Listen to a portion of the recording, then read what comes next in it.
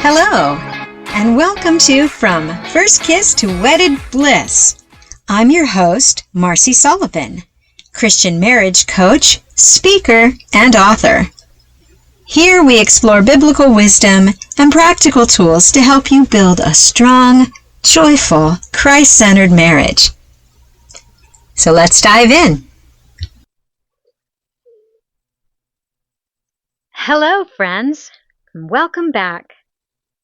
I'm so glad you're here with me today.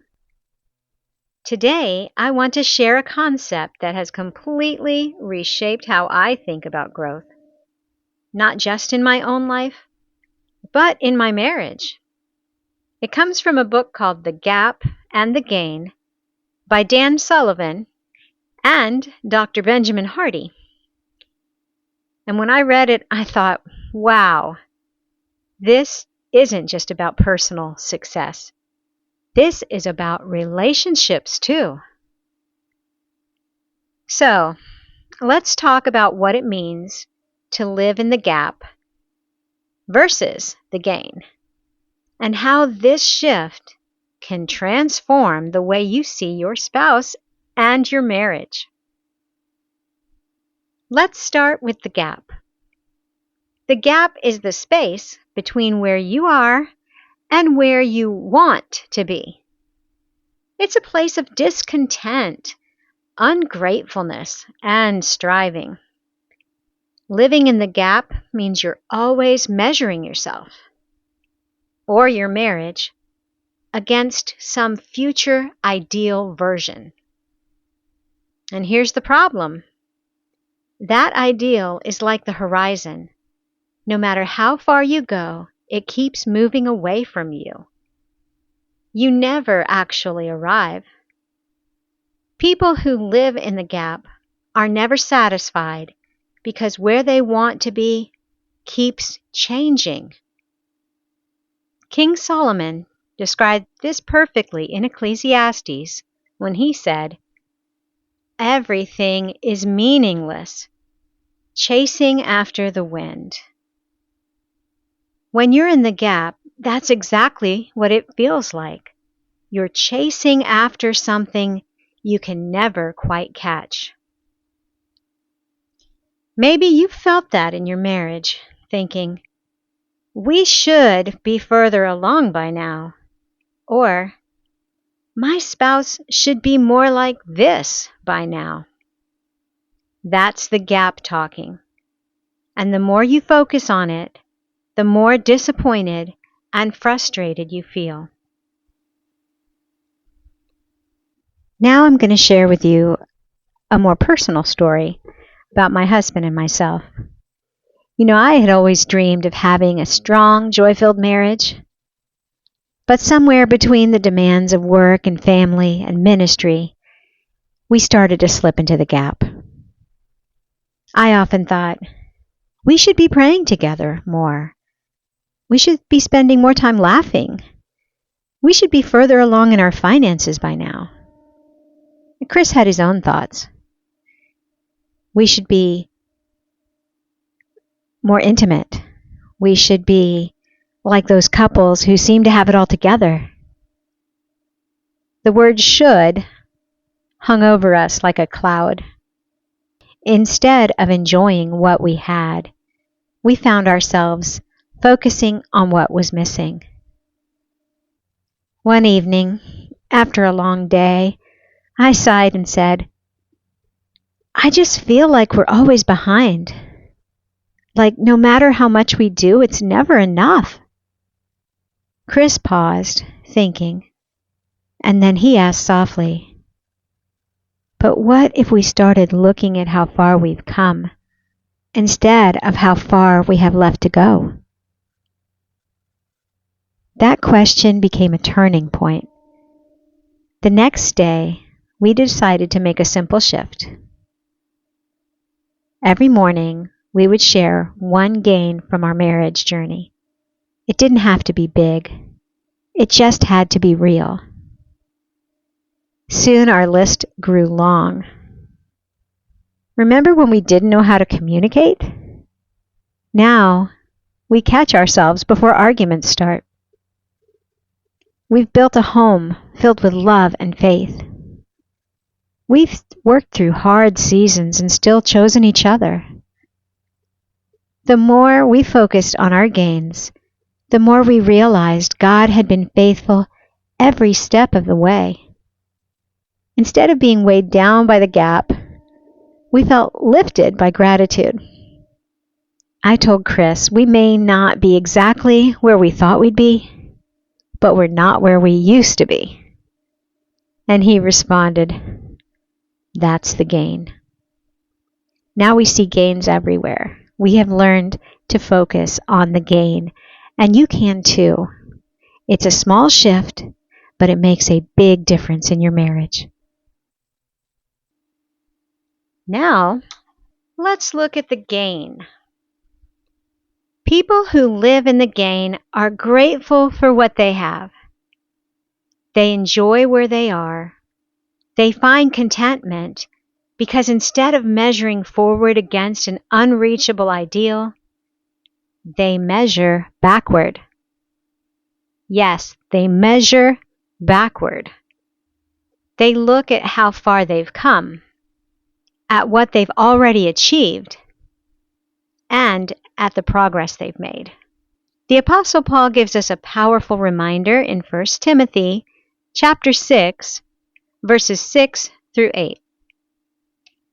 But godliness with contentment is great gain. For we brought nothing into the world, and we can take nothing out of it. But if we have food and clothing, we will be content with that. That's the gain mindset. Contentment, gratitude, peace. And when you apply this to your relationship, it shifts everything. Instead of saying, "My spouse still isn't where I want them to be," you begin to say, "Look how much progress they've made. Look at the ways they've grown. Look at how far we've come together." And that shift, just that one shift, frees your spouse from the heavy weight of your expectations. It allows you to love them for who they are, not who you wish they were. Let me share a story with you about a couple. Early in their marriage, James and Emily struggled with unhealthy patterns. Emily often told James, "I need you to make me happy." If James was tired, distracted, or didn't meet her expectations, she felt let down and unloved.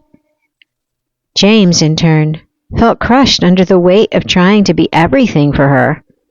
Their marriage was strained because Emily was looking to James to fill a gap that only God could fill. Years later, after working on themselves and growing in their faith, things began to change. Emily realized she was already complete in Christ. Her identity and joy didn't depend on James. Once she stopped needing James to make her whole, she was free to truly want him as her partner. That shift lifted the pressure off of their marriage.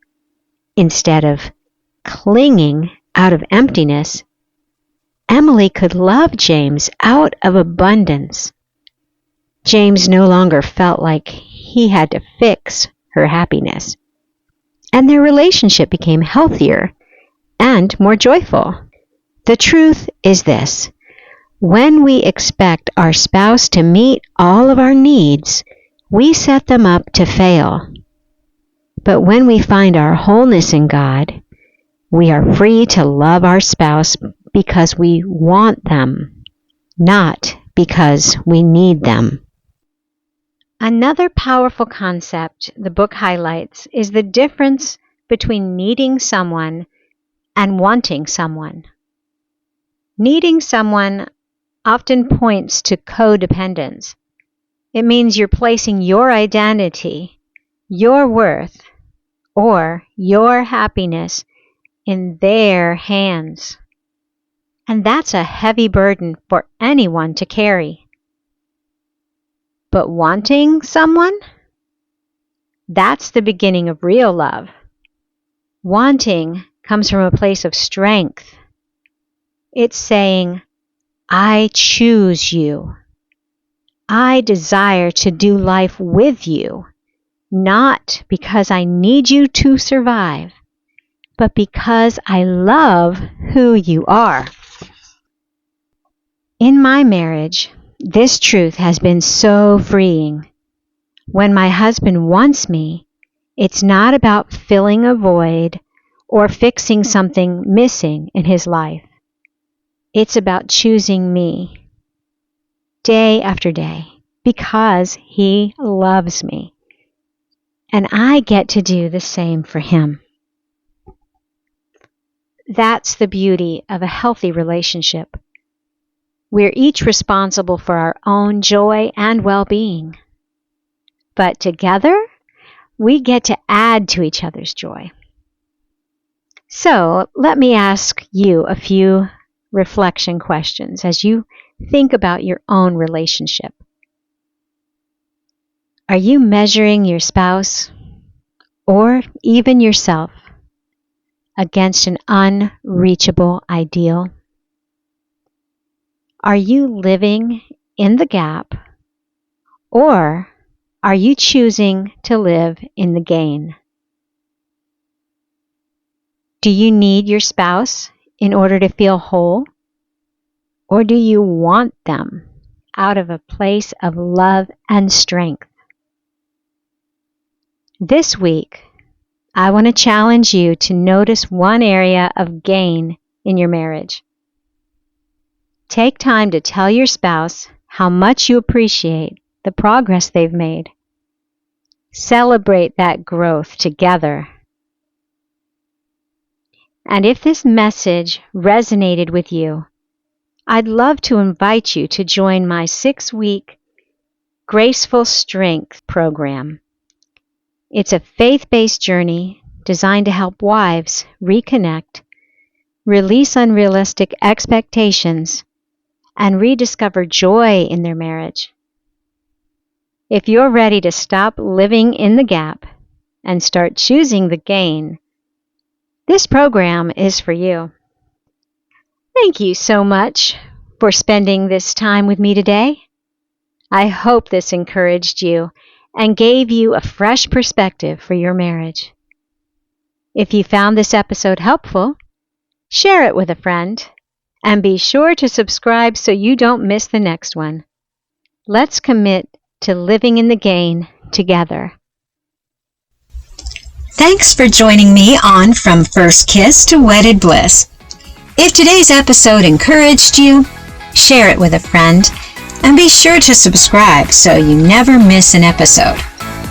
For more resources and coaching to strengthen your marriage, visit marcysullivan.com. Until next time, keep Christ at the center and keep choosing love every day.